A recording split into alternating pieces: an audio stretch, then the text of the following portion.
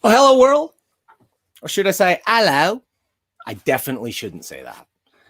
Today, we got a guest from across the pond. We're going to talk to none other than Rich Johnston of Bleeding Cool. We've already got 15 people watching this stream. That's a lot.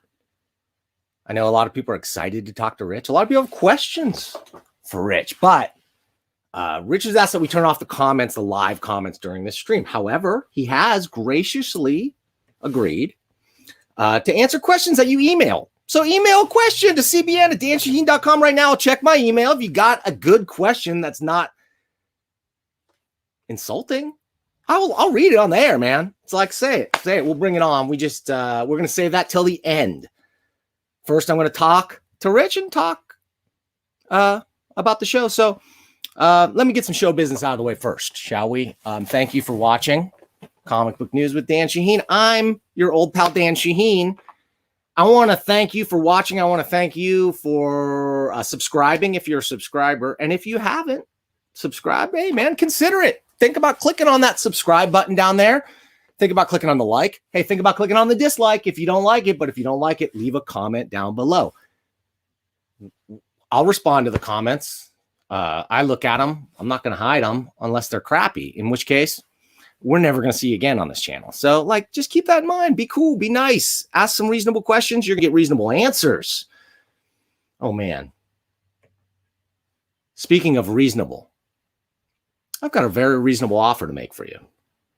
How about seeing your comics on Comic Book News with Dan Shaheen? Where else but on the $1 Million Comics Cam?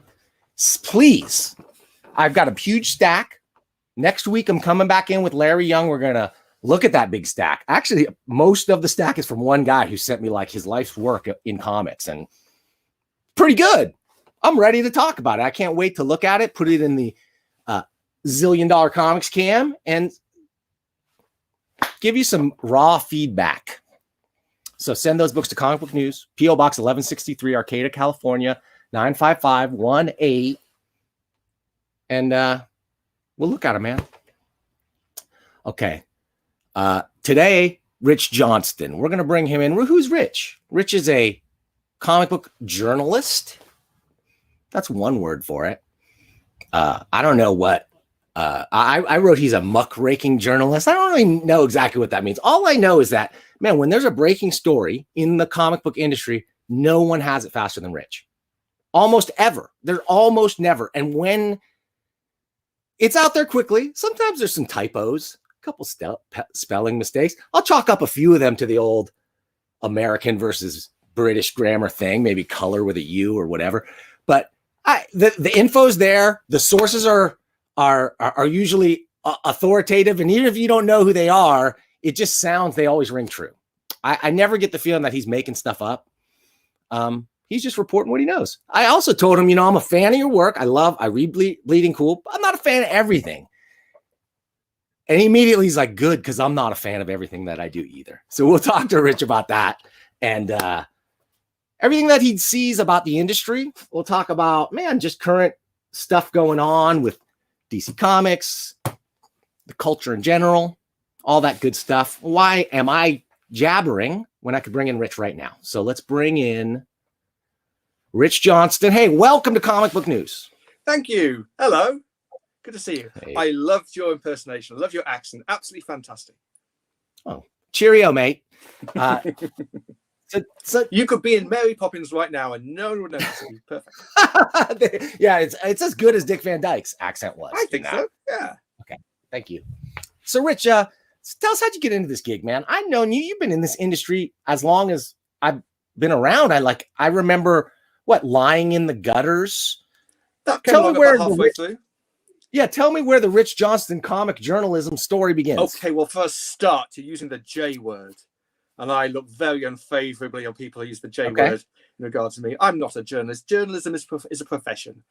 I don't have any qualifications. I've got no professional qualifications in journalism. So no, I'm a reporter. I'm a hack. That'll do. But what is a professional qualification besides going to journalism school? I mean, if you've written... if you're writing, those are professional qualifications, and certainly most people, certainly in this country, if you become a journalist, you will have gone to you'll have qualifications in that regard. Certainly, lots of times, anyway. You'll have worked at the local newspapers and built your way up and all that kind of thing. Yes. No, yeah. I basically was at university in about 1992 when I discovered this thing called the internet. Now, this is pre-websites. It was just all this was just message boards. Yeah. And I decided, and I found some comic book message boards, the Usenet news groups, Rec Arts, Comics, Misc, and the like. And I thought, well, what would be quite a good idea is to take some stories out of the print trade comic book magazine in the UK, Comics International, and just put them on the internet for Americans to read. Oh, okay. And that's literally how it started. It was me just ripping stuff off somebody else and posting it up, not as if it was myself, but just posting it up. Ah, okay. I was going to say plagiarism from day one, Rich. Oh yeah, well, a bit certainly. And then what happens is people start to come to you with stories, and as long as you don't rip them off, you don't lie to them, you represent them the way that they're looking for, it starts to grow from there. And that's basically how it started. So back in 1992, it would have been Rich's Revelations, then Rich's Ramblings, and Rich's Rumors. And that all in what, like, and that was new, about 94, I think, 94, 95. We had a website from Twist and Shout Comics, and that was a new thing. That was brilliant. See a website, put them up there. And all this time, I'd stopped becoming a student. I studied politics at Newcastle University, and I'd started a career in advertising as a copywriter, and that's what I was doing, and that's what I kept doing. And this was the little thing I do every other weekend. I'd put a few little stories together through my now growing sources, and it would be a fun little thing. And then different people would say, that thing you do, I'll pay you to do it. And so the first one, I think, was it Next Planet Over? I can't remember. It was I was edited by Eric Stevenson to do a publisher, current publisher of Image Comics. Yeah, there's quite a few people in this. So there's David Bogart got me to do it. Eric Stevenson edited me for 4 columns until I was told that certain creators would no longer participate with the website as long as I was involved. At that point, I went over to Silver Bullet Comics, now known as Comic Bulletin, and it became all the rage. And I did that for a few years. And then Jonah Wyland of CBR said, how about I pay you some actual money? And I thought that sounded like a really good idea. So I started doing Lying in the Gutters for CBR, and it was its most popular column. And I did that for, I don't know if it was about 9 years, 10 years. At which point, I don't know if you remember, about 11, 12 years ago, there was a big economic crash. And that's when all the advertising agencies in London fired all their copywriters. And I could not get work for love nor money. Got nice awards. Awards don't mean anything when there's no work. And it was at that point that William Christensen of Avatar Press said, that thing you do for Jonah, I like it. I'll pay you to do it 4 times a day, like 4 columns a day, and I'll pay your mortgage. And I just had my second child. Somebody just had a second daughter, Alice, and I had never heard anything sexier than that at the time. Yeah. Pay a mortgage. That's actually I hadn't actually been paid money before then. Before then, it would just been paying for my comics every week, really, to be fair. And now it was actually paying for my house. That was a new thing, and I like that. It was part-time. I picked up some advertising work I could part-time. I became a part-time creative director of an advertising agency for a little while, which was a weird thing to do anyway. It's weird to be a part-time creative director. And then at some point, there was just too much work, and William wanted me to do more work, and they wanted me to do more work, and I had to choose. And I chose, right, let's keep doing Bleeding Cool. And at that point, it became full-time. And it's now brought in so many people who've written for Bleeding Cool over the years. We've got a much bigger staff now. And it's become this monster of a thing. But it's still kind of pretty much what it always was back in 1992, which is me having some information and wanting to get it out to people because I thought it was really interesting information to know. So I want to guess that like advertising that you make on Bleeding Cool is not enough to cover your salary. Oh yeah, absolutely. Oh God, yes, and more. Okay, Bleeding Cool does fine, and it's got a staff of quite a lot, and it's all funded by advertising. So yeah. Yeah, I'm just wondering how much of it is, and this is not a criticism, Sure. but just I know what I know about advertising rates on the internet and things, and that, and that, you know, to have a staff of any significant kind being paid significant money, it, in my mind, is it somewhat of a lost leader in some ways in order to promote I have no idea. I don't have any aspect in that. It's Avatar, but as far as I'm aware, it's not. And knowing Avatar Press the way I do, they don't do lost leaders. Yeah, they're very, careful about that kind of thing. They're a very astute brand and publisher. They don't take mad risks. They invest in things like that, sure, but no, that we would not be going for 11 commits 12 years now if it was any kind of lost leader. No, absolutely not. I'm going to tell you, outside, I mean, I'm very impressed by Avatar, their output over the years. I mean, there's some things I don't like. They're not my kind of comics, a lot of them. You know, some of the girly and horror stuff is not my stuff.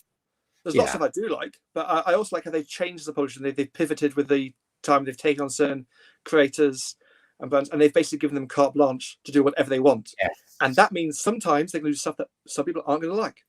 Yes. And sometimes they're going to do stuff that people will. But they publish books that I know no one else would do because I know they've been turned down. And that includes a lot of the very creator-owned friendly publishers. There's stuff that's just too extreme even for them. So yeah. I thought there's a cost of that sometimes, but generally, I mean, in recent times, I think Cinema Purgatorio was one of my favourite things ever. Kind of a recreation of Warrior magazine, but for these times, and that I was a massive big fan of, and I'm looking forward to whatever else they're able to do with that material because that was very, very entertaining indeed. I mean, I've been a fan of a lot of their output. I'm not a big fan of the whole a million variant covers thing, but they do it because it works, and no one forces you to order one, or you can order as many covers you want, or one. Yeah, I've completely come around to that. It's consumer choice, right? It's print to order. If you're going to put that out there and people want these things, why wouldn't you sell it to them? Absolutely. Yeah, I hear you. You know, when you go to the supermarket, you go, "Oh, there's just so many choices of mayonnaise. Why can't they just have one jar of mayonnaise?" Yeah, right. No, people like choice. Yeah, Miracle Whip. Some people like Miracle Whip, I guess. Okay. All right, Rich. So you moved on. So now then you're full time. Now you're Bleeding Cool, dude. You're paying. Yeah. So now that's it. That's your only gig is Bleeding Cool now. Yeah. Is that right? Exclusively. In fact, doing this is a bit of a push. But yeah, I'm exclusively writing for Bleeding Cool. I do cartoons for political websites on the weekend. That's a tiny little thing. Oh, really? Yeah, but that's it. Where do we find the cartoons of Rich Johnston? That's the hidden story. There's a website called Guido Fawkes, and they do a cartoon every Monday. It's really intra-British. It's British, very, very insular, inside baseball, British political jokes that no one else is going to get. In fact, to be fair, quite a lot of people don't even find them funny. That's fine. It really appeals to a very, very small group of people. That sounds a lot like American political comic strips, too, in some ways. No, because I'll do cartoons about political figures that no one has heard of, not even the people reading the site. It's quite entertaining. Usually the comment is, well, who's that meant to be? That's the usual response. So yeah, I'm okay with that. All right. So I mean, walk us through a Rich Johnston day. Tell me, like, how does that, like, so you got to publish X number of columns? You said 4 a day. Is that still your minimum? No. No, that's not me personally. Now I'm a writer for Bleeding Cool. I'm one of the head writers. I'm not editor in chief or publisher or anything like that. I don't own it. It's all work for hire. I write stories as they come to me about comic books through the day. Now I have certain things that I know I'll be doing. I've got certain specific things. The first post of the day will be called "We'll be lying in the gutters," and that's just a run through of what happened on the site the previous day, what's happening today, whose birthday it is, things like that. It's like a fun little kind of society column that people can subscribe to as an email as well. And then it's what are the stories? Now, on a Tuesday or Wednesday, it's usually going to be involved with the comic books being published that day. Outside of that, various publishers will be making announcements, sure, but I'll be going through my various contacts to find out what's been going on. If I can find, I've got lots of different stories. I've usually got about 30 or 40 plates spinning at the same time. And I'm always popping in to see what's the latest with this story, what's the latest with that story. And sometimes I'll just get a straight hot scoop. This is coming through, this is happening now, get it up. And depending on where it's coming from, I'm going to do that. So I've definitely got a whole different layers of filters and checks and double checks and lots of stories that can like midway being created. And some will be killed, some will fall apart halfway through. And then the lucky ones that manage to swim all the way through will pop out on the Bleeding Cool website. Usually, I would expect about every hour, every half hour, there'll be something from me from about, what time? Something like what your time will be. Probably from about, I don't know, 5 a.m. ET to around noon ET. There should be something coming up regular, and then a few other stragglers after that, I guess, depending on what the story is. What are your favorite sites beyond Bleeding Cool to look at, like comic book news? Do you go there? Yeah, I mean, it's tricky because I try not. I don't want to be, too influenced. I don't want to be seen as nicking stuff. But there are certainly some. Sketched does some great stuff. Panels, panels. It's also quite good. ICV2, it's great. And those are ones that I would actually read most for my own personal enjoyment and entertainment. Yeah, Comic Speed is always good. I like Comic Speed. And then I'll find all sorts of things through social media. I always try to keep an eye on social media. Bits and pieces will come up that way.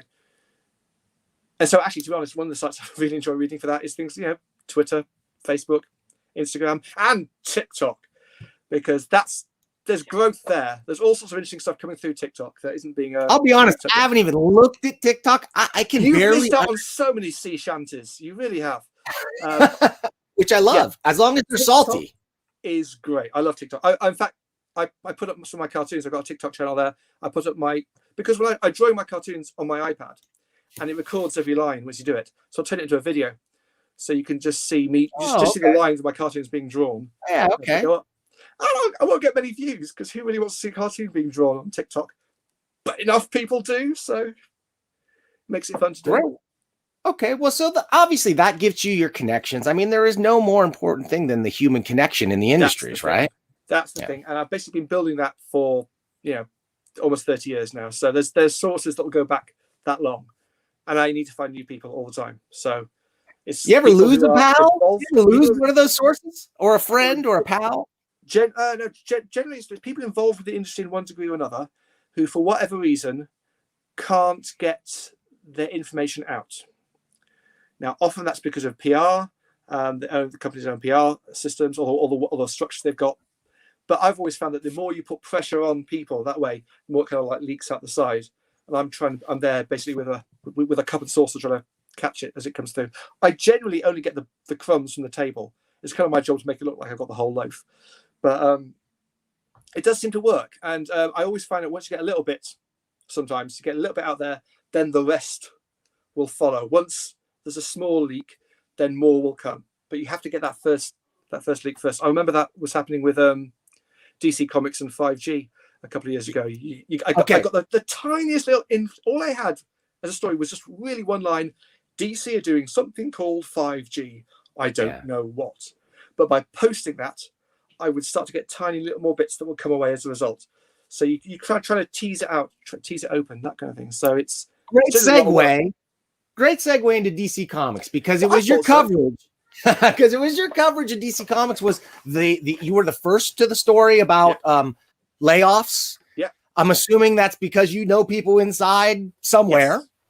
Yes. Also, sometimes there are people who will only ever contact me a story about this kind of thing. They would never dream of spilling any secrets or whatever, but when it gets to something they are mortally and personally offended by, it's like, right, I'm going to email Rich Johnston. So they never did. So that story about the left stuff, there were some people who never spoken to me before, will probably never speak to me again. But I was very useful for that moment.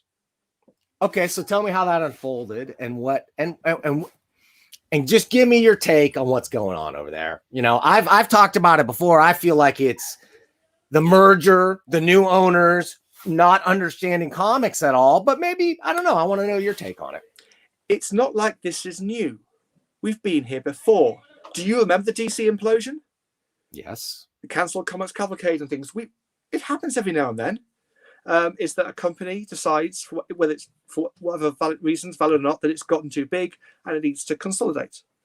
And so it fires a bunch of people, it cancels a bunch of books, it looks at different routes in which to sell them. The direct market is an exact example of that happening at a certain time. It's arguably the creation of the direct market. Yeah, but also you could argue that without the direct market, DC would have stopped entirely. It came along at a very useful time to provide those kind of sales.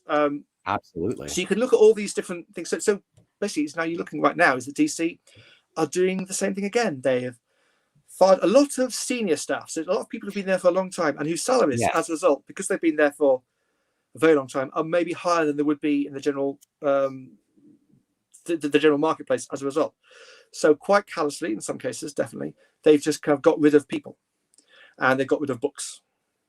I've been doing a thing called number crunching on Bleeding Cool, where we look at quite very crudely, but the solicited number of page counts from DC in a month. So you look at all the solicitations, all the different books, you see different sizes. You just count the pages, count how much they cost. So if you want to buy everything, and so you get to see that way, you get to see a greater overview. And it's kind of like since this time last year, it looks like DC have cut.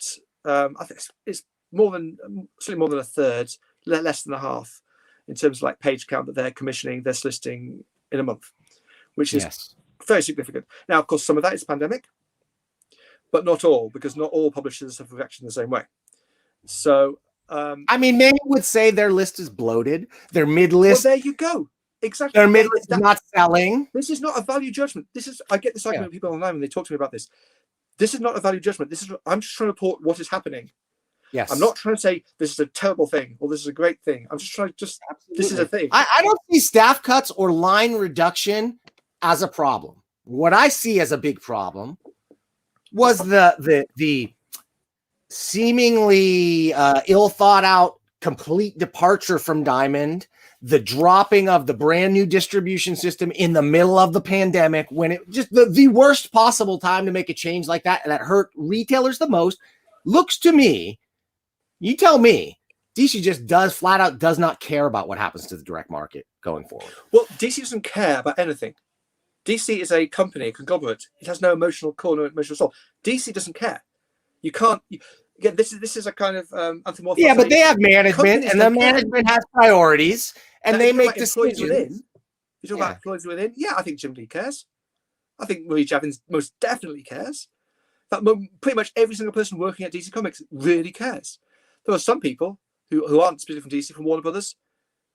They don't have a dog in this game. They're just doing whatever's right for Warner Brothers, which is natural, and that's the way it always works. That's what I honestly feel, though, is that at that level, they don't even know what the direct market is, honestly. But again, why would they? Why should they? Without saying with Marvel things, no one there.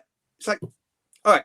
Well, wait a minute. I will quibble with whether they should, because the comics, the publishing of comics, has clearly been an economic engine driving the larger media properties at larger companies. So anybody with half a brain is going to see that the creation of comics is such a low cost IP creation that funds these billion-dollar franchises. That's not caring, though. That's seeing a way to make money. Yes. Now, right now, some people, Warner's, 18 to whatever, are seeing different ways to make money, or seeing that this is not a way to make money. Now, maybe they can't see the value that we can. Maybe they can't see the value that other people at DC can. But it's just one of those things, when you start talking about caring, it's like there's a fundamental mistake there, and you're getting emotionally involved into you're right. something that's you're happening, right. but it's not an emotional decision. Now, of course we You're care. right. Of course we care. We're fans. But they fired everybody who does care. Yeah, but they fired everybody. It's not that they don't care, because they shouldn't care. It's not their business to care. Caring is not what pays the bills. It's so. Well, wait a minute. Wait a second. Guys like Bob Wayne, he had a personal relationship with retailers and an understanding. And DC used to put on events and bring in the retailers that they respected and ask them and survey them and pay on DC's dime to bring them in. It's because Bob Wayne was a retailer. Yes, this is what I'm saying, he was a Rich. fan. This is my point, is that they don't understand the market because they fired everybody who cares and does understand the market. Bob Wayne cares, but Bob Wayne would never have made the mistake of thinking that DC cared. Because he knows. That's right. That's true. I love the man, but he's got a fantastic analytical brain for this kind of thing. So, but you're right. They got rid of an awful lot of experience from their father's stuff. They got rid of centuries worth of experience. If you tot it all up, there are people there who'd be there for 20, 25, 30 years in some cases. Yes. And it's like, now they'll all have been on, I would guess, we call it gardening leave here. It's kind of like I guess, non-competes thing. So you're not going to see them working in the industry quite soon, because they're all being paid off not to do anything for a while. I see. When those, and I don't know how long it is, a year, 6 months, I don't know what it'll be. But the second those start to come through, all sorts of publishers, I'm sure they're already talking, will be picking up and grabbing that experience from all sorts of people. So DC's loss will be the gain of, I'm thinking West Coast, because that's almost, so IDW, Boom, they'll be all Dark Horse, they'll be AWA, maybe some of the new players in town. Yes, absolutely. They'll be picking and choosing all the people they want. Absolutely, 100%. All right. You will see a lot of those faces return, just like we saw, say, Axel Alonso and Bill Jimmers go back with AWA. Yeah. You're going to see a lot of that, and I presume, I don't know, but I presume that the conversations have been happening for months. Fascinating. I think people already know where they're going to land. They're just waiting for those contracts to no longer be a thing. That's the most positive spin on this story I have heard, and I did not expect to hear it from you, Rich. The experience that DC paid for and then gave away to the rest of the industry to use as they wish. That's a good point, man. It's a nice thing. It's still a horrible thing to get fired. It's one of the worst things. You feel worthless as a person. It's a hell of a thing to go through. It's a absolute, it's like a self-destruction thing.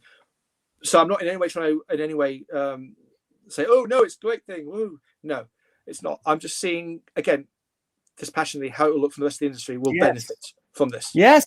And on the other hand, too, how many of those creators or whatever business people might even form their own publishing ventures with their connections, their skills, their abilities. This is a good time. Yeah. You're not going to have to be saddled by any kind of Warner Brothers debt. You're not going to have to pay for the Burbank offices, which is the real. That's that. If there was any one thing I could point to, it was the moving from DC from a cheap ass skyscraper in New York, relatively, to fancy schmancy offices in Burbank and having to pay for them out of the budget. Classic. They cancelled a bunch of books which at any other publisher, even Marvel, would have made a lot of money. Yeah. And classic blunder. I saw it in many companies I've worked for by the new giant headquarters, and that is like the mark of doom. Oftentimes, is a status. You pay for it. Headquarters. Yeah, you do. Yeah, I mean, and sometimes it works. It can, absolutely, but it can be a problem, and I would look at that as the one thing. So, that decision, and it was resisted, by the way, for a long time. It's basically they had to get rid of Paul Levitz before that happened. Yeah. it was resisted. The move from the east to the west coast was a constant thing at DC since Warner's bought it. Paul Levitt stopped that from happening. When Paul Levitt went, I'm not saying it was inevitable, but certainly the opportunity was there. And then it happened. I'll be honest, and now in this post-pandemic world, the idea of needing a physical headquarters for something like that is starting to disappear. There you go. So, and you may see that all over the place. I can certainly see a lot of publishers deciding, let's go to the office, let's just keep doing this. Let's keep working from home. If we have to, we'll all meet up at Starbucks or hire rooms for specific occasions when you need them. All right. Let's pivot from DC for a second. Let's pivot off of DC, right, and over to Marvel if we can. We'll hit the big two, and then we'll cover the really important stuff. So we talked a little bit about a couple things over at Marvel. One of which was like, where's the Punisher these days? Well, yeah, we were. What happened to that guy? Didn't he used to sell a lot of Punisher comics, but suddenly there are none? They haven't published. I think Punisher Soviet was the last one earlier in the last year. Yeah. The Punisher Barracuda comic, which as far as I'm aware, 3 or 4 issues were finished. That was never published at all. And looks like there seems no sign of it. I believe they were solicited too, right? The first several issues were solicited and canceled post-pandemic. Now that happened to a lot of books. But most of those books came back. We do a thing on Bleeding Cool called the Marvel Missing in Action list, and there's a few titles still on it which haven't come, which were solicited, which were promised, but have yet to arrive, and that's one of them. But also, the character was dropped from Savage Avengers, who was one of the main characters in that. So, yeah, basically, now here's where I go to a bit of speculation. I reckon, and I can't report this because I don't have a source on this, and anyone will talk to me on this, but I reckon that Marvel decided earlier last year they weren't going to publish Punisher comic books anymore because of a lot of attention that the character and the trademark had being used by militia groups, white supremacist groups, also by kind of police and soldiers, but in a way that kind of felt we can go beyond the law because this is the kind of attitude. And then they tried a few things. They got their trademark people on some of the militia people who were putting like Punisher skulls on weapons and that kind of thing. And you had like Jerry Conway creator talking about it. In the Punisher comic book, you have the Punisher at some point addressing police who are like using his symbol or dressing like him. It's like, what are you talking about? You've already got a role model. That's Captain America. Yeah, I kind of like that. I thought that rang true. Yeah. I thought that rang true to what the character would say in that situation. I think that changed with the Black Lives Matter protests. Yes, when the actions of the police became a subject of wider critique. Well, there was much more general criticism about what are police and why are police, and the Punisher linked to that. People were using the Punisher skull. I think that said, let's just hold off for a while. And now recently, you've had the Punisher skull being used on the rioters and the Capitol and stuff, and they kind of go, yeah, let's hold off for a while. And now the QAnon mayor I think it's also rather difficult to assert trademark on a skull. Yeah, but it's a very specific skull. It's not. Yeah, no, it is. But you can change it and modify it very easily. Nobody's going to know the difference, right? You could. You know what? You could. But every single time the Punisher skull turns up in a thing, it's a headline, and it's always in a certain direction. Now, I tried. Yeah. Jerry Conway did try. He did some kind of commission, some like Black Lives Matter Punisher skulls, which were very entertaining. But that doesn't seem to have caught on in the same way, and I can see why. So I don't know. I think maybe. Certainly Marvel will put it on hold for a little while. Maybe they'll come up with a way to reinvent it, or maybe the thing is, that's the thing. Let's detoxify the Punisher. You can't detoxify the Punisher. He's a vigilante serial killer. That's kind of why we like reading Punisher stories, because it's a very different moral world. It's a fantasy to some degree. Here's another thing. Reading Punisher in Britain, the Punisher using guns and everyone using guns is the equivalent of reading about something of people using wands, because they're just as a fantastic a creation. Yeah, we don't see them. We don't have them around the place. When they do turn up, everyone looks. It's got a gun. That's a soldier with a gun. That's a thing. That's interesting to see. It's not a something that just occurs. That's one of the strangest things when I do go to America. It is the just the notice. Oh yeah, look, all these police have got guns.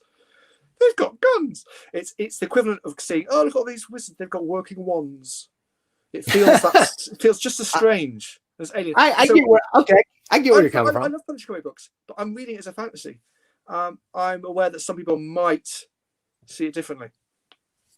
So I don't know. I mean, I think it's tough because what people are responding to negatively is the official use by sanctioned law enforcement officers using the symbol of a fictional vigilante who does not obey the law, who explicitly breaks the law. So there is a contradiction. Vigilante. Yes. Yeah. Yes.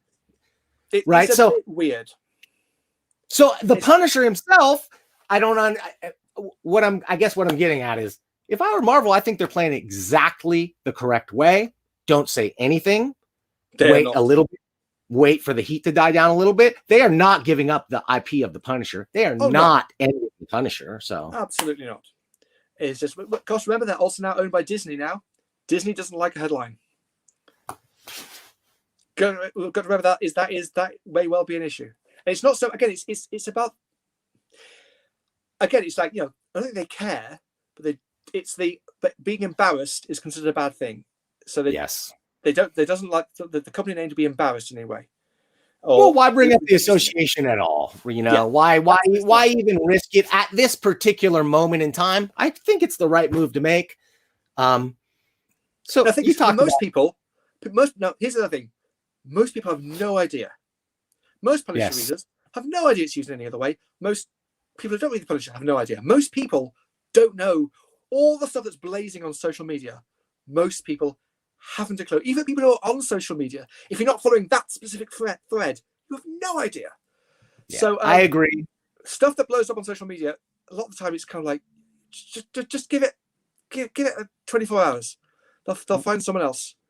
I posted on social media that you can have my classic Punisher T-shirt back when you claw it from my cold, dead hands, Rich.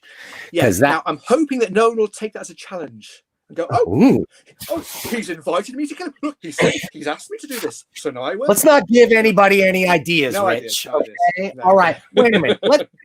Let's pivot off of violent American firearms comics and into.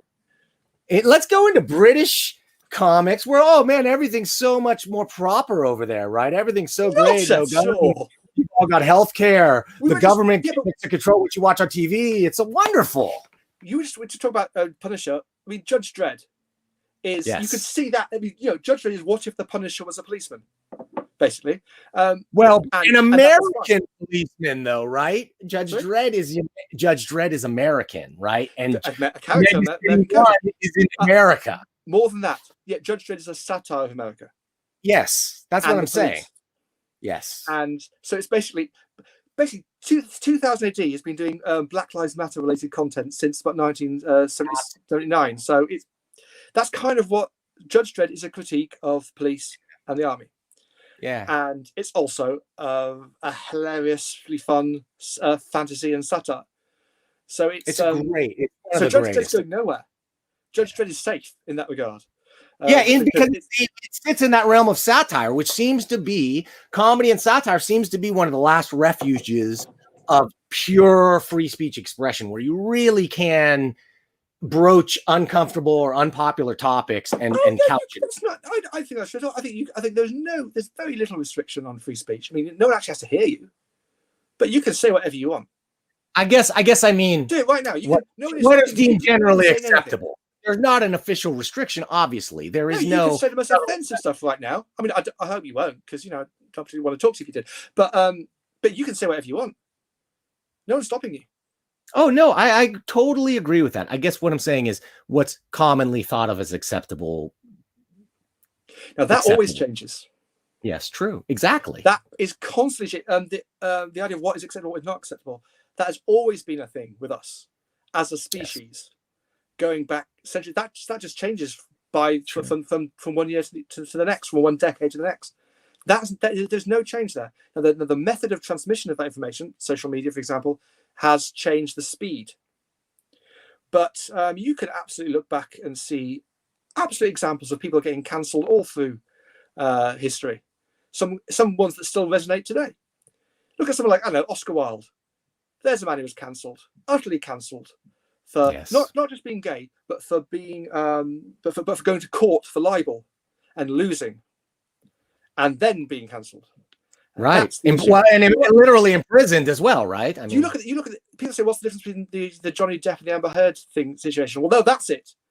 Is that Johnny Depp went to court for libel, and he lost his case so far. So that's the difference.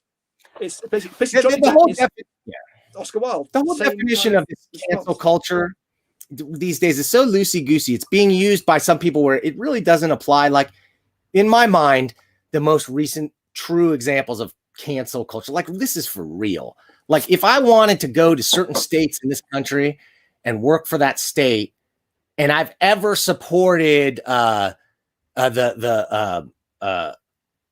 Palestinian cause in any way, in peaceful ways, in any way, the BDS movement, if you're familiar with that. Okay, well, so if you've expressed any support, it's basically a boycott Israel program that's peaceful, right? And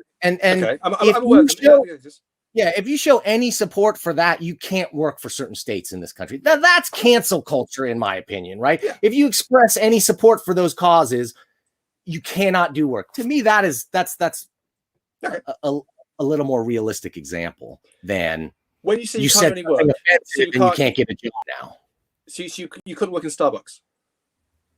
No, you would be forbidden from any state contracts with that state. Okay, sorry, I wasn't sure where you were. Yeah, no, they're not stopping you from that. But it was things like school districts. You couldn't be a teacher at the school district. You couldn't do. There were a lot of jobs people were precluded from for just exercising free speech and free. So, well, as we that does still happen. That but again, this is one of the things that has always happened. This is not a new thing. And I'm talking like going centuries back. I mean, I'm from Britain, so there's certainly a good long period of our history where if you were a Catholic, you weren't going to be able to do that either. If you were Jewish, you won't be. You were exiled from the land. This is not new. This is not some kind of new snowflake thing or whatever. This is the way we do things as a species. And I reckon it should be challenged. But it's like to pretend that it's some kind of a new thing, or it's suddenly happened because of social media, or suddenly because of the left or the right or whatever. No, you're right about that. You're right about that. This was done against the left in the 50s in the McCarthy era, and it'll be used again. Just like any of these, everybody who's crying out right now. I have no idea what we're doing now that in 50 years' time we looked at as the most extremely disgusting, grotesque, offensive behavior. Yes, this conversation will hopefully be in that. You know what? I'm not going to say that because I'm a bit of a carnivore, but I'm getting the feeling that meat eating 50 years hence will be considered. Absolutely, and could be. Everyone will absolutely agree with that. It'll be one of those consensuses. I think you might be right about that. It just depends on the alternatives. All right, well, let's go to more civilized territory. Let's head over to Old Blighty, and let's talk about the comic scene over there. I'm really curious about it because we talked about 2000 AD for a second there. Yes. I wanted you to show me the fans, the most popular comics magazine in Britain. Oh, that would have to be Viz Comic, which is a comedy anthology. It's pretty outrageous. It's generally quite gross. Reflection of British society. On the cover, that'll be the Fat Slags. Back to Basics MP, and inside he's basically the most grotesquely corrupted politician. You have Biffa Bacon, which is basically they're taking on old British kids comics and transforming them into new reflections of the state we are now. So they take all things like the Beano and the Dandy and they recreate them as these monstrosities. It began in Newcastle in the late 70s and it just grew and grew. Sometime in the early mid 90s, there were something like 1 million of them. They don't do that anymore, but it's still every month or 2 months comes out, and it's massive. It's still a massive big comic book, and it's kind of a bit of part of British culture now. It's like everyone knows Viz Comic. Is it adults only? Sorry? Is it adults only, or is it considered like juvenile? Yeah, or what? Adults only. So as a result, because it's adults only, it's mostly read by 14-year-olds. Yes, because that's the way it works. But I remain a massive fan of this comic. I also went to Newcastle University, where the comic is kind of created. So that kind of helped me entrench my love of the comic book. I've got some original artwork from Viz on the walls. It's very much, I guess, it's kind of like what if Mad Magazine had real teeth. It's close in terms of sensibility, something like Black Mirror, that kind of humor. If that helps. Yeah. But it's a wonderful comic book, and it informs a lot of other stuff. So a lot of people try to make Viz rip-offs or wannabes or likes. In fact, I remember Frank Whiteley. He began his work in a Scottish Viz rip-off called Electric Soup. He did a strip called The Greens, which is a parody of a Scottish strip called The Bruins, and it's hilarious. But that's where that's where I certainly saw his stuff long before he did anything for Marvel or DC or anything like that, and that's where people started to pick up on him. I heard somewhere, and I haven't proven this is one of the few issues of a certain indie comic I don't have. I heard Frank Whiteley got started in one of the Elementals sex specials. Oh, early! I think didn't he have some kind of? He said there's some pinups in there. I think maybe that's what it was. I'm looking. I don't have. It's one of the few Elementals issues I don't have because it's not written by Willingham, and I don't care as much about. I get that. I get that. You know, there's definitely some stuff in there. Yeah, absolutely. But one of the nice things about this, again, it's like different. You'll get to the British stuff. You'll get like 1 or 2 page strips. The entire strip are 1 page, and that's like what 25 page panel. The closest thing I can think to something like this is maybe Johnny Ryan, maybe some of the stuff Ivan Brunetti has done, some of the parody some stuff like even Dorkin would be good. Yeah, that's what I was just about to say. Dorkin that kind of, attitude and approach. But that's mainstream here. That sells. And then as well as that, you've got things like 2000 AD, and you've got other things like Phoenix Weekly, which is a weekly comic for kids. Again, it's like that is for kids. It's science fiction, adventure, and comedy strips. I guess if anything, a bit like the kind of classic newspaper strips like Prince Valiant, that kind of thing. But maybe a bit more up to date and a bit more wacky. And Phoenix Weekly is amazing. And when my kids were that age, they loved Phoenix Weekly. And so, in fact, I just bought my youngest a collection of a novel written by Neil Cameron, who used to do her favourite strip in Phoenix Weekly, and it's available in the States, but it hasn't got the. So how do American comics sell in relation to those types of comics? Like, what are the top stuff? You know what I mean? The British stuff will sell in like newsagents and bookstores and things where, I know American stuff, some of it gets repackaged for the more, so you get like collections of like 2 or 3 American comics in one comic book, and those will sell in newsagents, bookstores, places like that. And then you get comic book shops that actually import in the American comics, so they're out on the day or the day after they're available in the States. That's been a bit tricky of late, with there's been a few weeks where things have gone a little bit awry. But and there are comic book stores. Usually, you'll get a comic book store in most university towns, maybe 2 or 3 in the big metropolitan towns like London or Manchester. Okay, the bigger cities will have more. So there'll be fewer stores per person than in the States, definitely. But overall, and it again depends. The UK sales of an American comic book, it's about 10 to 15% of its total sales is in the UK. With some that varies depending on the title. Hellblazer, I think, used to sell about half of its copies in Britain. That makes sense. Whereas, again, for the exact same reason, Captain America, that's more along the 5% level. So there are different. So sometimes national aspects can play into that. Okay, I was just about to say, like you could be an American comics reader and spend your whole life reading comics and really not even be aware of a lot of that stuff that's over there. The stuff that made an impression on me was the stuff that got reprinted here, like a lot of the Marvel UK stuff that Alan Moore did and broke in on the Captain Britain stuff. You have to say that, don't you? Right at the right moment, I can pull out my omnibus. There you go. Yeah. And you see echoes of that stuff in so many Marvel comics. Sorry about that. Sorry, I had a bit of a.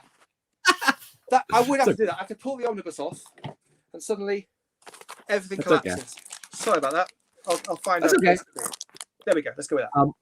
So you see echoes of the stuff from that Captain Britain run, all the way to today in the Claremont Excalibur. There's no Excalibur without that stuff, right? The whole big X of Swords crossover from X-Men was all based on the Captain Britain run by Dave Thorpe and Alan Moore and Alan Davis. Absolutely. Yeah, that's right. I forgot that they brought back what's his face, Jamie Braddock and stuff in the and X-Men. James Jaspers and Saturnian and everyone. So yes, the whole and Otherworld, and so they were having a big play in that pit, and they still are by the look of it. So yes, it's quite funny because those were, I was also picking those off the stuff that's in the omnibus. I was picking that out of the newsagents. I didn't know comic book shops existed at that point. And it was the most amazing superhero stuff. And I wasn't buying it because it was British. I was just buying it because I thought it was fantastic sci-fi, cool comic book stuff. I bought that, and I bought 2000 AD, and I realized, I think, that it was the same. Well, first of all, I knew it was the same artist who did Captain Britain, who also did DR and Quinch. It took a little while later before I realized it was the same writer as well. And that then brought me to pick up Warrior magazine, which had Marvel Man in it. That was also by Alan Davis and Alan Moore. So it was those three strips that they did were very much my initial interest in. Oh, this is interesting. Oh, that's the first time I realized that writers and artists actually existed, I think. And correct me if I'm wrong, the Warrior stuff was before they got picked up for Marvel UK, right? That's what led to them being. It was kind of at the same time. I'm trying to think now because it depends when. Because I'm just trying to. I was just wondering if he did Miracle Man and like they saw that and approached it. There might have been a bit of back and forth in that way. I'm not sure which one came out. I have to check my time scales, but I think they were being published simultaneously. So remember, that is still, so basically we talk about 6 pages every month. Yes. So you can do 3 books if you. But I mean, in those 6 pages in that Marvel Man series, to basically redefine what the superhero concept was, and to bring it to the state that now it is in, where everything is a reflection of what came in that Miracle Man. Like every comic book movie, right? It's all comes from there, in my opinion. I don't like. Okay. He cracked the code there in that thing and flipped it on its head. And comics were never the same. A lot of people say Dark Knight Returns was that, but I really feel like that was part of it. That was the mainstream American version. But I think you could definitely make that argument. But it also took a long while to eke out to the States. Yes, no, but it percolated through the industry first. Yeah, through the editors read it, and then we read it, and so that Marvel Man thing you do, come over to America and do Swamp Thing. So there were those elements. Yeah, amazing. And then leading into the canned Twilight of the Superheroes pitch and all that good stuff. And V Vendetta was in Warrior as well, and that got picked up. There's also the third Alan Moore stepchild of Warrior is the Bo Jeffries saga with Steve Parkhurst. I don't know if you've read that one. That was one of my favorites, but that was his comedy. And again, like I've got it. Yeah, I've got the collection. They published a collection last year. Makes no sense to me. Makes meaningless to me when I read it. Like almost meaning. Like I get it. There's the jokes, but it's truly a British. Yeah. Like if you grew up reading those British kid comics, it makes more sense. Marvel Man, V Vendetta, yes, Saga, Dion Quitch, they weren't being written for Americans. They were being written for Brits. So all the references, there's no need to explain or do anything. So to some degree, I think that's sometimes how it can be a bit fascinating for some Americans who picked up on it, because we don't get all the references. Now we have to find what they are. To some degree, exactly. And to even know that played off that. And to even know that it was real. And then when you explore the whole Marvel Man, Captain Marvel, the legal saga, the Nick Angle. Absolutely. It's mind-blowing. I have spoken to the guys. We are getting more Miracle Man. It is being worked on. Honestly, it's taking a hell of a long time. Yes, I know. Mark Buckingham having a kid didn't exactly help. But they are still working on it. It is still coming out. That is the plan. I feel like Mark Buckingham is somewhere right now, like doing this. May well be. But it is going to come out eventually. I've been waiting a long time. Very long time. Yeah, but, you and me both.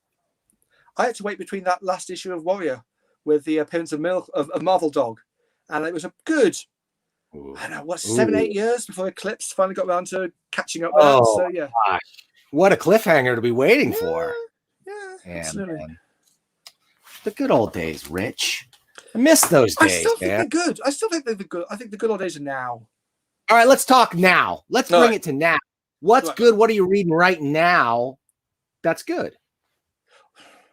Well, that was good. All right, I'm again, for some of the reasons you said, I'm always going to be a sucker for the X-Men stuff. But there's also things like I've been really enjoying the sci-fi We Only Find Them When They're Dead Boom. That's been a very Yeah, I strong haven't book. read it yet. Hearing good things about that. Yeah, yes, it's proper hardcore sci-fi stuff, and I'm utter sucker for that kind of thing. What else have I been really enjoying? Well, it's really interesting. I've found some stuff is having a new, finding a new perspective on things. We were talking about this before. Birth of a Nation, which is not a new book, but by Not Carl at all. Baker and Richard Hedlund and A.M. Magruder, and it's basically it should have been written now. Should this was written now, it would be absolutely perfect. It's a take on on a part of America, I forget which city it is, that succeeds from the rest of the states after it's having its own issues with policing of its citizens, and it's hilarious. It's moving. It's and it feels like of the time. It's a Black Lives Matter book before this was a thing. So let's talk about the creators. Aaron Magruder, creator of the Boondocks, right? Yep. Reginald Hudlin of the Hudlin brothers, famous Hollywood director, producer. And also, Black Panther and things as well as BT, but yes. And then Carl Baker, who is an absolute legend of a comic book creator, one of my favorites of all time. We were talking before about things like he did things like the Cowboy Wally show and books like that. Why Hate Saturn, but Birth of a Nation is one of my favorite pieces of his. So yeah, Why Hate Saturn, Cowboy Wally show, and Main Street Work, New Mutants. Talk about it, Kyle Baker on Classics Illustrated. Yeah, I didn't even remember stuff. He did really amazing books. The Truth, the Captain America The Truth book was another really interesting one that I think we're going to see more of. Oh yeah, that unfold. It's true. There are all sorts of books that were derided for their time of being politically correct or politically motivated or part of some kind of agenda, which now that they're being turned into TV shows, suddenly, oh no, we have to have the first appearance of Riri Williams. It's interesting to see the change in attitude towards Miles Morales after the movie. Yeah, I love it. And now after the game, sometimes this stuff takes a little while to bed in. But I think that Into the Spider-Verse was maybe the best Spider-Man movie ever made. Yeah. Is there any? Yeah, absolutely. I didn't know there was any controversy there. It absolutely is. Right. Yeah, right. And it's totally ripped out of the comics as well. So, amazing. When you get Joel Sienkiewicz style Kingpin thrown in and mixed in the mix with Spider-Ham. I would also say Carl Baker was a major influence on that. Looking at the way the uncle was portrayed, looking at the uncle his house and stuff. When I was watching that, I was thinking that's Carl Baker.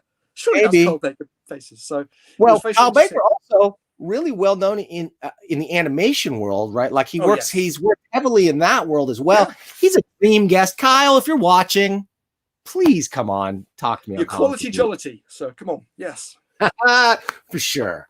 Okay, Rich. I got nothing else here except to talk about. let's just real quickly talk about some of the controversy going on in the comics world. Let's talk a little bit.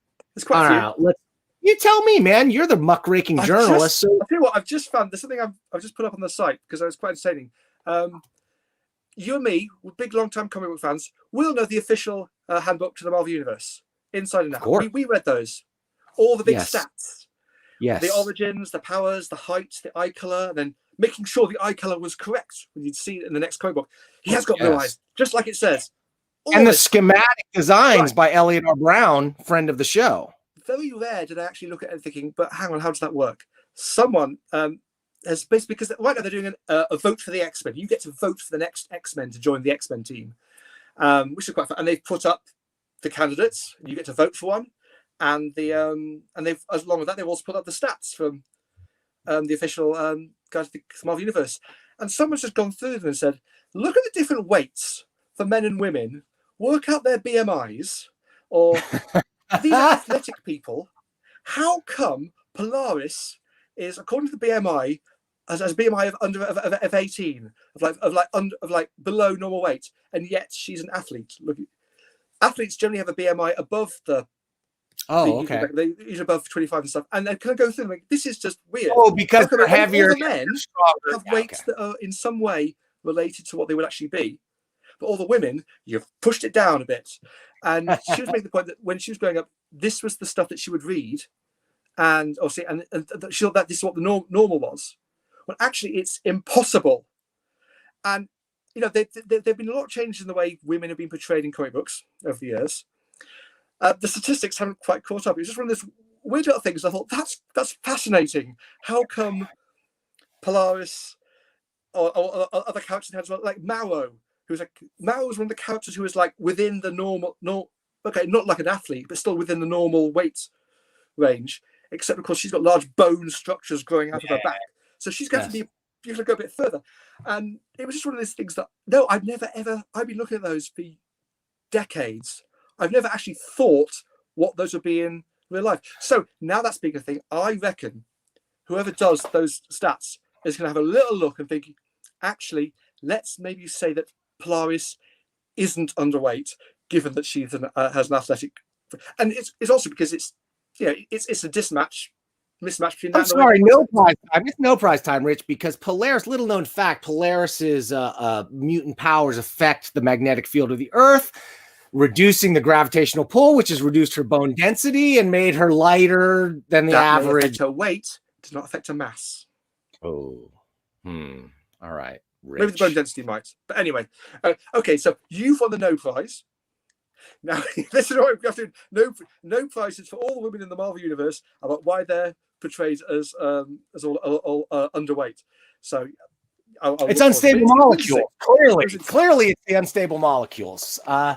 Clearly, for us. So Rich, I did enjoy that. Okay, the other one thing. Now, this is spoilers for people who haven't read today's Fantastic Four. Yes. But in today's Fantastic Four, we find out how all the Fantastic Four will die in the far future. Wow. They get to live through the most probable deaths. Spoiler alert. Spoiler alert. I'm going to just do it. Basically, Ben Grimm kills Reed Richards for something he has done. And Stan Slott's just thrown that in there as this is clearly a thing that at some point will be addressed. Nice. Reed Richards is going to do something very bad. Nice. I think this has been a thing recently in Marvel books. You look at things like Beast and the X-Men and stuff, is the idea of the scientist as a bad man. They're they get evil. so obsessed with whatever they're so obsessed with, they can't see the bigger picture and they do something bad. It's weird. It seems to be a bit of a trope at the moment. It's kind of like the original science fiction, Frankenstein. The idea. But I mean, that seems like a very Reed Richards. Not meant to know. That seems like a very Reed Richards scientist of the '60s thing to do. To just be like, oh yes, we're vivisecting a moloid brain today in order to further one piece of esoteric scientific research. Like that's Reed Richards. He doesn't. Yeah. I would guess he doesn't have much in the way of morality, especially because he's just out there stealing rocket ships. I mean, come on, he's really not a great guy. There you go. Anyway, it's just one of those little things that popped up today that I thought was quite fun.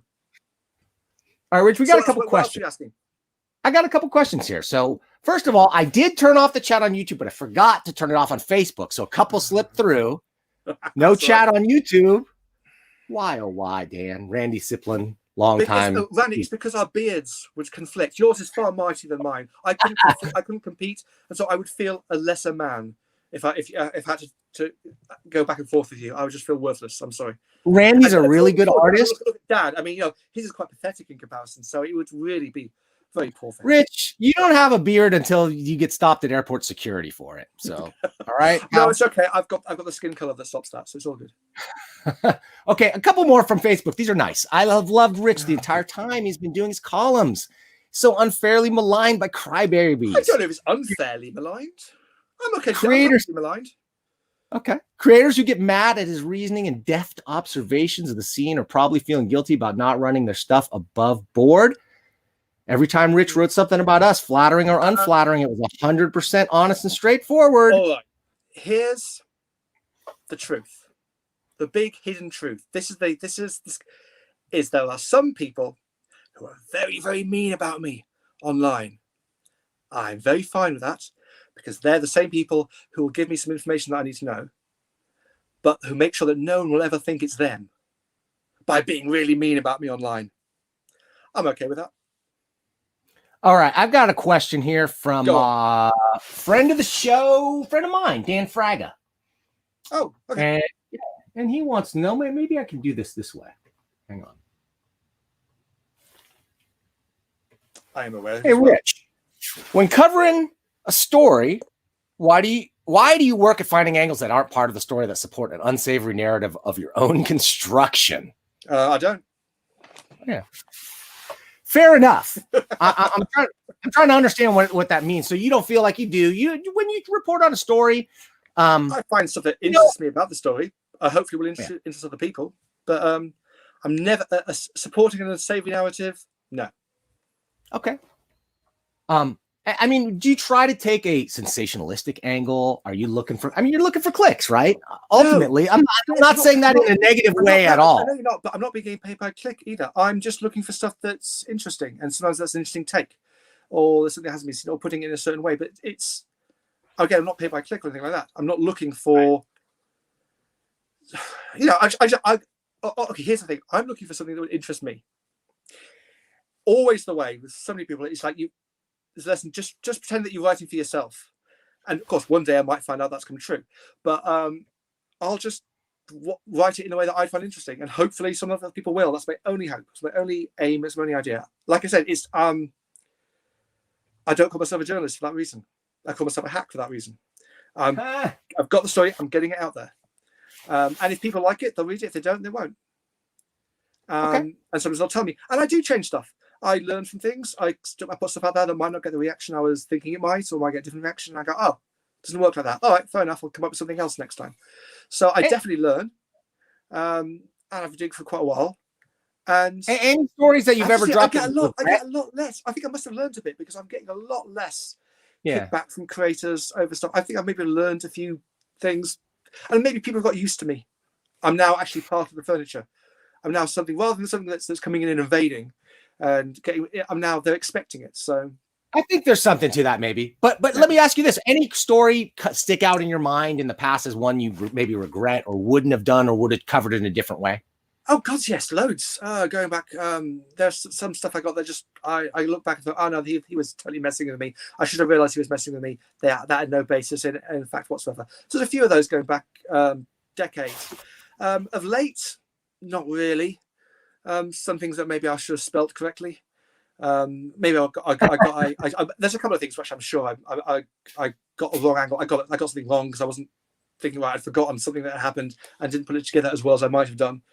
And then later I've done another story that hopefully has rectified that, I guess. So yeah, things do come up like that. But generally, I think I'm getting better. I hope I'm getting better. I hope so too. I think I'd agree with that. All right. Longtime watcher, Mr. Dongs asks, in a previous chat on Dan Shaheen's show, you stated that you made some recommendations to DC President Jim Lee to avoid their downsizing. Would it be possible to share your answer on what you suggested? I'm trying to remember what it would have been back then. I don't remember either. I think it was just number crunching. It was just basically taking into account, because at the time, I think it was Spurrier's one on Hellblazer had just been cancelled. And I know a lot of British stores that were very unhappy about that, because a lot of British stores, as I said before, it's their number one selling book. And I was just saying there must be a way to look into how. And also, Sky was talking about how the digital numbers weren't being taken into account, or the collection numbers. And it was basically simple, just widen your mathematics, I think. So there must be that would be definitely an aspect of it. But in general, I think I think a lot of it will be down to looking at the overheads, the stuff that's being put against these books. That I still think for DC might be a problem. They're putting overheads they might not need to get on a budget for books, and therefore not being able to justify it, while also not recognizing where other revenue streams are coming from when whoever is bean counting is counting those beans. And I think there might have been a bit of disconnect there, certainly by some of the books that have kind of come and gone. But again, saying that, looking at the stuff that DC are doing now, it is selling well. I believe Bleeding Cool does this thing called the bestseller list, where you actually ask retailers what's actually selling in your store this week. What are the top 10 books? And then we average them out between however many people report in. Sometimes it could be a handful, sometimes it could be more. But generally, you see a pattern, and most stores will have the same, say the same 3 books in each of their top 10. So you can say those are pretty much selling across the industry. And DC with Future State, has been doing very well, really well. Not just the books coming in, because they were made returnable, so retailers could order as many of them as they wanted, and it didn't matter. Sell through is good, but they are selling them. and they're selling lots of them. Catwoman was a big seller, and that's not what you expected. I didn't expect Catwoman to be one of the biggest sellers of the week. Outsell Spider-Man, things like that. I was not expecting. We're talking about the Tom King Batman Catwoman book. That also did very well. No, I'm talking about the Ram V Future State Catwoman. I see. Was like one of the biggest books of last week. It was like that. I did not expect that. So DC have found way to add interest to books that might not have otherwise been as interesting, and maybe some of that, not all of it, but some of that will follow on with their books for the Infinite Frontier. That, I guess, I mean, it's to some degree, it's clever. We found a way to inject a bit more interest in some characters that maybe. I mean, it's a line crossover, right? So, I mean, this is nothing new there. It's just that always bumps sales. You get a bunch of number ones, you get a bump. That's true. That's true. But it's like, and then you make it returnable, you're bound to get a bump. And then you make it returnable, you get more in the stores, and you're bound to sell more. That doesn't affect that. It doesn't affect the actual sales on the shelf as much. I mean, they're there. Yeah, no. Well, no, it does in the sense that they're there, and they don't have to wait for a reorder. And you have first print. Shop's not going to sell out. Yes. Yeah. Okay. That is true. And that can't. But I'll say that can't be overstated, Rich. That's one of the biggest problems with breaking a book right now. Is that nobody has shelf copies. Nobody wants to take a risk on shelf copies. So making it returnable, super smart. I'm going to give DC a plus. However, it does hit the bottom line. So there are costs to making a book returnable.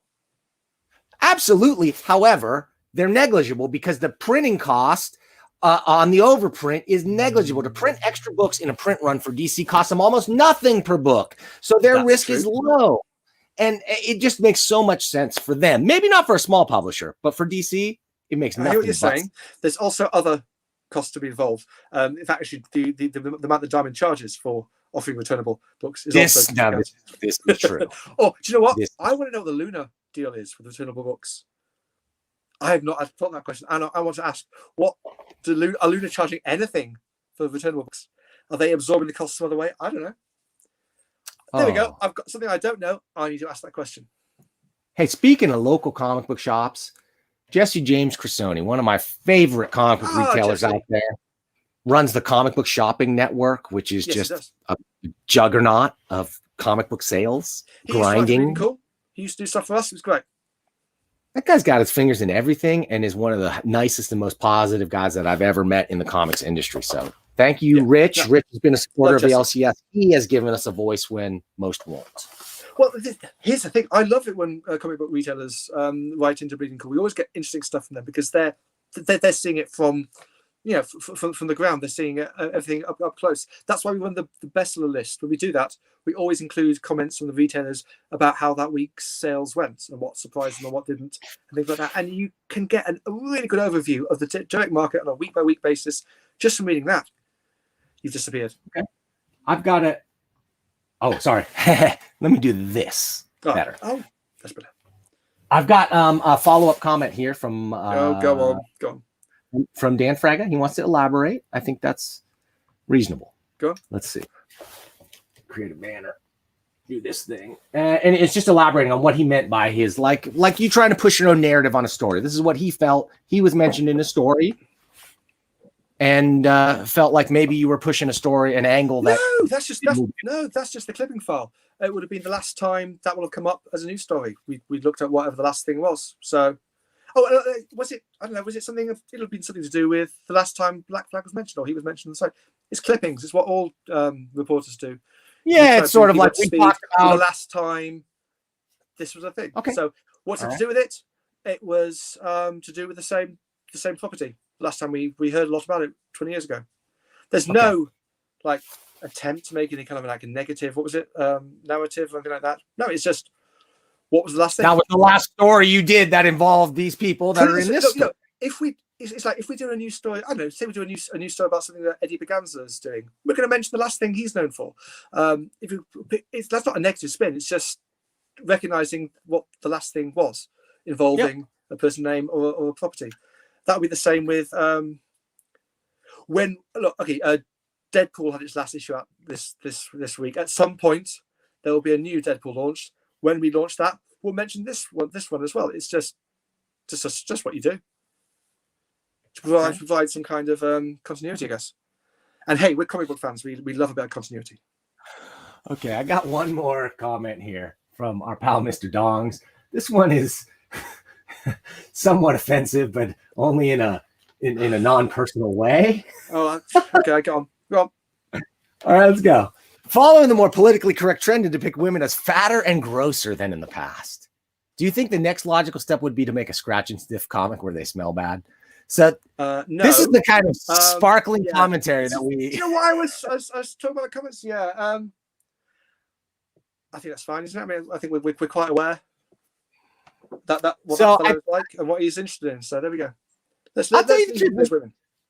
I'm sure they exist. I think the point that you bring up, there's no doubt that unrealistic body image in comics is a thing. This wasn't unrealistic. This was literally, how do you have a unscientific athletic person who is reported as being 100 pounds, whatever, in the thing? No, that's nothing about making women fatter or anything like that. It's just saying it's just pure maths. Well, if you knew where those numbers came from, by the way, and back then, I don't know that they had the same kind of statistics on BMI, et cetera, that we do now to check that kind of thing. But it was like 3 dudes in a room. Oh yeah, I'm sure. Coming up with this stuff. Elliot R. Brown was one of those guys, and it's just stuck. No one's thought, hang on, that's a bit weird. That's actually, that's medically impossible. If there's a real problem. No one's actually thought to actually check those. They've just churned out because they were crazy back then. And it's not even, it's there's anything. Yeah, let's just have a look at it. That's all it was. It was just quite, that's actually impossible. And I know this is a superhero comic full of impossibilities, but there's, you can only stretch disbelief so far. Well, Rich, you also have a character in that list, Strong Guy, who had a BMI of about, I think, 45 because his body was hugely extended and twisted and gross. Right. So yeah, exactly. That works fine. So it was nothing about making women fatter. It was having women exactly the same way they are. It's just when you do the stats, you should at least reflect that they're an athlete. That was it. I agree. But speaking of impossible, Rich, I thought it was impossible we'd ever connect, man. We've been trying for months to connect to make this interview happen. I really, for a minute, I was like, you want nothing to do with comic book news with Dan Shaheen, but I really, it's a matter of time. It was basically me working till about 4 a.m. this morning, getting stuff together that could run later today so I could clear out a bit of space in my absolutely insane schedule. Because, Bleeding Cool it's not entirely a 24-hour job, but it gets as close to it as it can be. Well, you promised us breaking news. If any broke, you got any scoops for us? I don't know. So look, I've no idea if there's any breaking news. I'll have a look. Let's look, see if we can drop something here, a CBN exclusive. Let me see. I'll go into my inbox so I can find anything. Oh, that's quite fun. We know Bad Idea Comics. Yes. The comic book that series that publisher that Dinesh Shamdasani and Atom Freeman and Hunt and Will and everyone's been putting together. Apparently, please, this is not that breaking. Okay, they had a list of stores that you could buy Bad News Comics books from, and only from there. It was like an exclusive list. Yes. And quite a few people go, oh, but I live 200 miles from anywhere like that. It's terrible. All I know is that I've just been told that they're adding 20% more stores to that number. So if there was 200, there's now going to be 240. It's not that it didn't deserve that breaking news kind of thing, but there you go. That's but Rich, so let's talk about Bad Idea for a minute. What you know about them? So they decided we're just going to stay away from Diamond because there's a lot of stores that don't even have Diamond accounts. Jesse James Crisoni is one of those people who run a huge comic book store but doesn't buy comics from Diamond. So, and there's some people saying another friend of the show and a well-known retailer was like, well, you are making it harder on us by not putting it in Diamond. Well, they're creating demand and scarcity so that it should be easier to sell when they do come through. And they've done all sorts of interesting programs and sort of trying to make themselves separate in the market. They're guaranteeing they're not reprinting, they're not collecting, they're not doing variant covers, all this kind of stuff. So basically, it's kind of like it gets the idea that you have one chance to get this comic book. Here's your chance. Not doing it digital. So all these things they're just doing to create both demand and scarcity. And we saw with the hero trade Ashcan, which do you know this one? They sent an Ashcan of a David Lapham book that's going to be coming out to all the retailers on their list, as if it was a small self-publisher who was just sending out a comic book and trying to get people, other retailers to order it. So it doesn't have Bad Idea on it. It's a really fun little book. I want that book. I know some stores said, "Oh, this is quite fun. Let's order some," and they did. And then now selling for insane amounts of money on eBay. It was just a way to get, and I got the word that basically that they were doing this. We're going to announce a new comic book, and it's already in comic book shops, but they don't know it. And it's true. Some people have put them on the shelf. If you had been into one of those stores and you picked up a Hero Trade Ashcan off the shelf because they just put it there, you made bank as a result. So there's been a lot of stuff like that lately. Kirkman's Solid Blood. Yes. 17. Well, Kirkman was playing off what he'd previously done with things like Die Die Die and His Negan and stuff. So, but yes, it's surprise comics. As surprised as you can get them these days. It's quite fun. It's a lot easier to do that digitally. And we're seeing more digital stuff done that way. As DC has dropped a few things on digital. Out today, a brand new thing you never heard of. So there are more possibilities. But doing it in print, I was talking to another comic book creator who was saying, we'd had these discussions. How can we do something really surprising through Diamond? And we couldn't work out how to do it. And then Kirkman found the solution, which was just to throw a lot of money at it and make it happen. And it did. So, yeah, so Bad Idea seems to be taking that principle to a lot of their new comic books, from some of the big names, and a lot of Valiant fans who preferred the Valiant when Dinesh and Will and Hunter were running the show.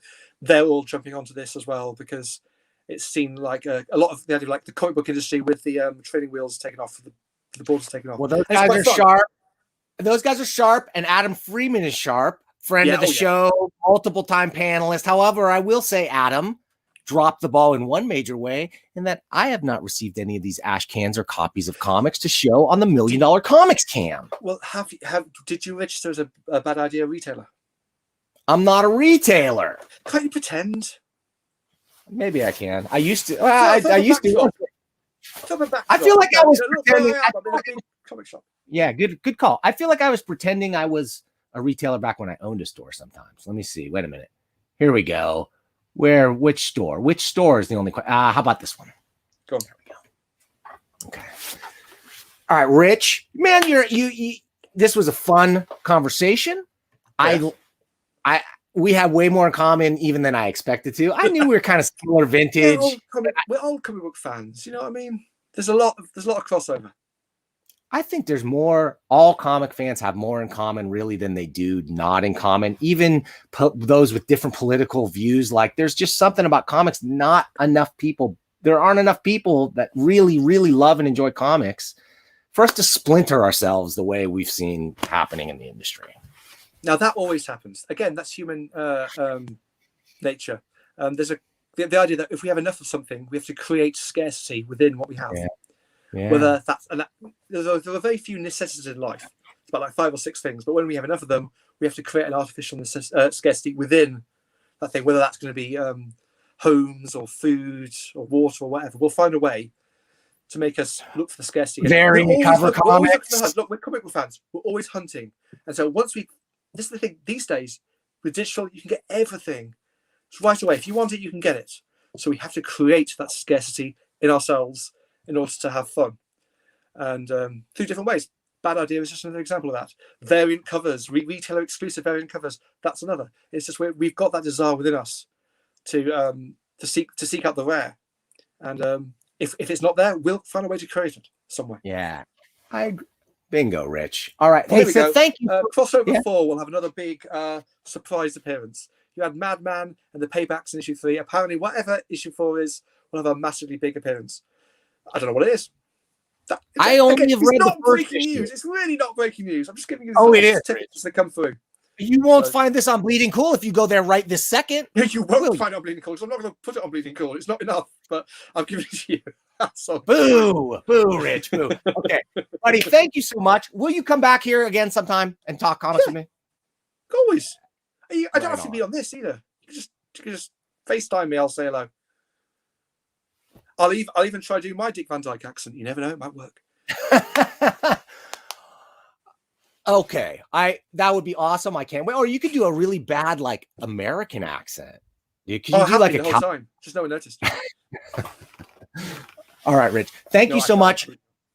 I'm going to bring you back soon. I'm going to reach out to you too. If you could stick around, if you want, we could chat after this thing. I'm going to run the credits, and then I got a few minutes if you do. Let's have the credits. You should run them at the beginning. That's like, run the credits. Oh, I do. Films don't do that anymore.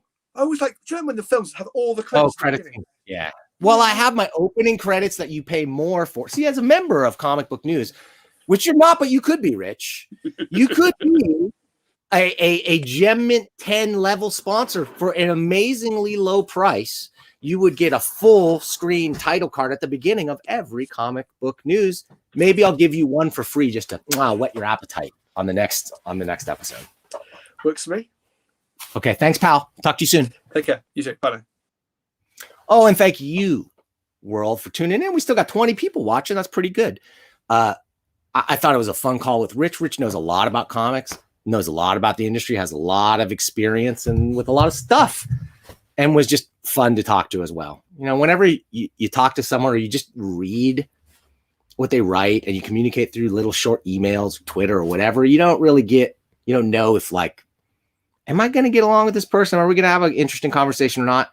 I could tell the second I started talking to Rich that he's a comics head of similar vintage to myself, and that we'd have tons to talk about. And I think I was right. What do you think?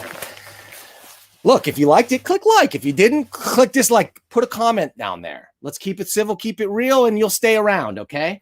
Thank you for watching. Thank you for subscribing. Thank you for clicking on that join button if you feel like dumping money on me every month. I understand if you don't. Not everybody does. Next time, what? Oh, wait. Another exciting installment of what else? The $1 Million Mailbox. That is going to be so fantastic. We're going to bring in Larry Young, and we're going to look at new comics, and we're going to talk about them. So send your stuff to $1 Million Mailbox, P.O. Box 1163, Arcata, California, 95518. I want to read your comics for free.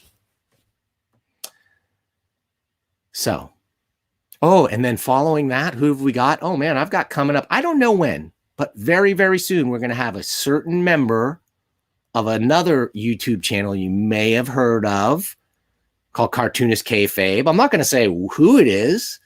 He's never been on the show before, and I've had several members of that show on here before, so you could probably guess who it's going to be.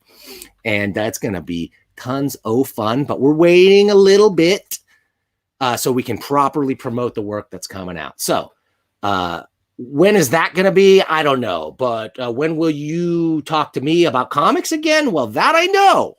That is very obvious, and that is going to be next time.